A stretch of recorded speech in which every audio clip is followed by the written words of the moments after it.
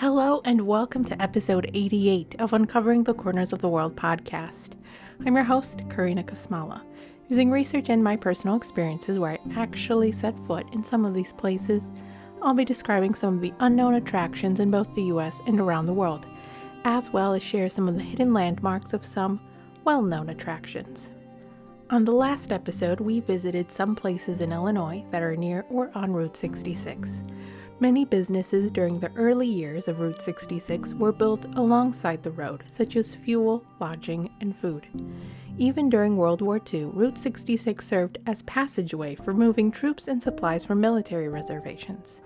Families of servicemen would stay at motels along the road, and Route 66 also helped people travel to California, Oregon, and Washington to find jobs in defense plants.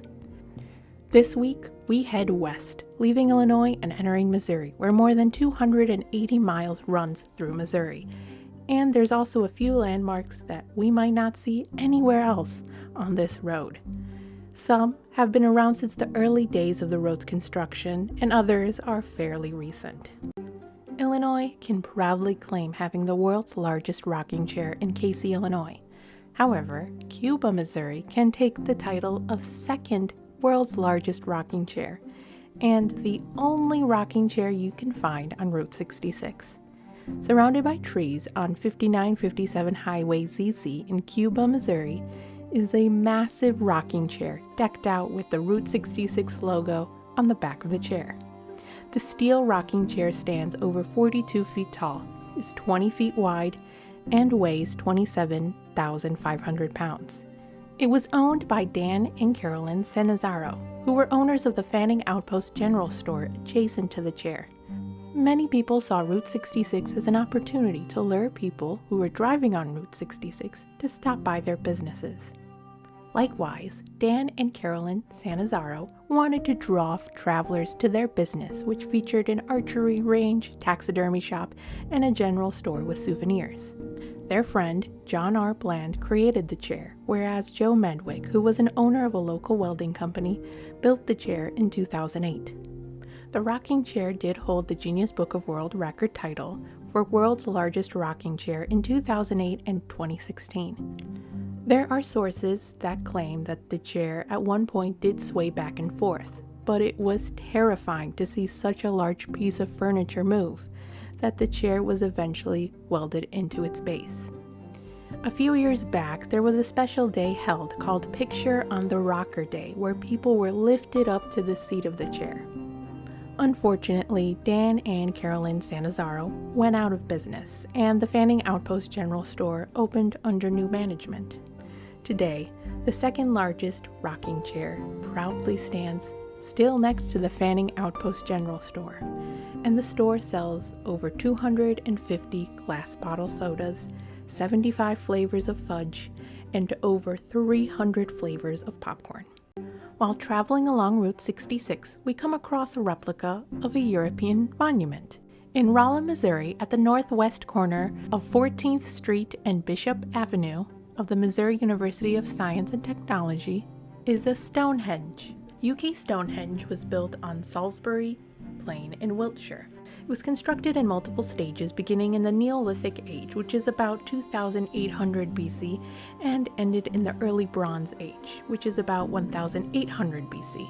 It's made out of 30 or 29.5 sarsen stones, which are about 20 feet tall, weigh 52 tons, and form a 100-foot circle. On top of those stones are 7-ton stone lintels. The Stonehenge in Missouri is a half-scale reconstruction of England's monument. About 160 tons of granite was cut using high-pressure water-cutting technology, allowing the monument to be built within a month. Stonehenge opened on June 20th, 1984 during the summer solstice and earned one of the National Society of Professional Engineers 10 Outstanding Engineering Achievements for 1984.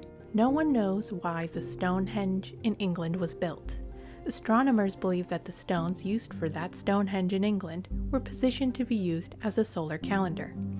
The Missouri Stonehenge has plaques placed on the granite stones throughout the circle that explain how the sun's rays passing through the holes of the stones can indicate the central time zone, the true position of the winter and summer sunrise, compared to the actual sunrises, and more. The Missouri Stonehenge is claimed to be accurate to within 15 seconds if it's used as a clock.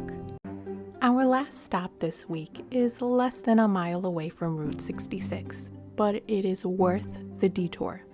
Located at 5685 Riverside Drive in Joplin, Missouri, is Grand Falls. This natural formation is the largest continuously flowing natural waterfall in Missouri. On the Shoal Creek, there's a 163-foot wide ledge where water flows down 12 feet and then runs across jagged rocks. Grand Falls is a refreshing stop that is accessible right from the road. Above the waterfall is a man-made dam creating a reservoir that provides Joplin residents with water. In the 1890s, the Grand Falls powered Joplin's first electrical power plant. Thank you for listening to this week's episode. If you are interested in learning more about the second largest rocking chair in Cuba, Missouri, check out the websites MissouriLife.com, visit mo.com, and World Record Academy, as well as the website Roadside America. If you're curious about the history behind England Stonehenge, visit the website english-heritage.org.uk and history.com. And if you want to learn more about the history of the Stonehenge in Missouri, check out the website 150.mst.edu/stories/campus-history. Lastly, if you're thinking about visiting Grand Falls but want to learn more about it before going, visit the website visitjoplinmo.com and the Missouri Digital Heritage website to see a photo of the Grand Falls from 1908. In the next episodes, we'll be stopping by a few more places in Missouri before we head into Kansas. Have a great week.